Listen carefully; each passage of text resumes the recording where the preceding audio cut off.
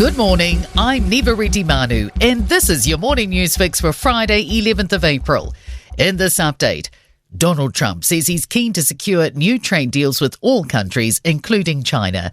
The US president's temporarily lowered most tariffs to 10%, with the EU responding with its own pause on retaliatory action. But tariffs on Chinese goods have now reached 145%. Trump says there will be difficulties in the short term, but his officials are working to secure deals. The biggest problem they have is they don't have enough time in the day. Everybody wants to come and make a deal, and we're working with a lot of different countries, and it's all going to work out very well. The Treaty Principles Bill has been overthrown, but the discourse around it may not have ended. The controversial legislation was voted down at its second reading in Parliament yesterday by all but the ACT Party. ACT leader David Seymour says the party will take another strategy to pursue its agenda that could look the same or slightly different. The next steps we take on this journey will be clear to people before the election so they can make up their mind if they want to jump on the journey too. Meanwhile, Te Pāti Māori co-leader Rawiri Waititi says while this battle was won, people need to be vigilant about other harmful policies coming out of this government. We must always be on our game to ensure that we don't allow similar bills to pass that have similar consequences. Fears over our child wellbeing and poverty progress.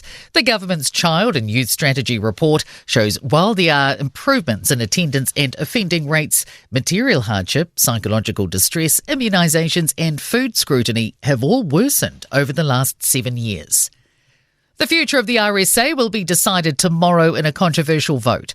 182 clubs will vote on a new constitution which will bring legal changes aimed to modernise and centralise the organisation.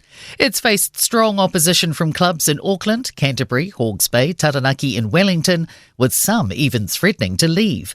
Auckland RSA District Vice President Keith Ingram says that the head office will certainly hurt if it begins losing clubs' payments. They will withhold that capitation fee, and I would suggest that in 6 months, withholding of that capitation, the central organisation will be bordering on collapse.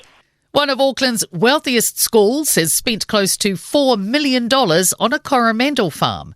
St Kentigern plans to use the 413-hectare Wilson Bay farm as a third campus alongside its Remuera and Pakuranga grounds. It's aiming to have all students above Year 4 travelling out to the farm each year from 2027 onwards. The board says it will remain a working farm, but students will be able to undertake scientific studies, prepare for agricultural careers and enjoy water sports there too. In sport, four-time defending champions Penrith have slumped to a fifth consecutive NRL League loss after the Dolphins beat them for the first time, 30-12.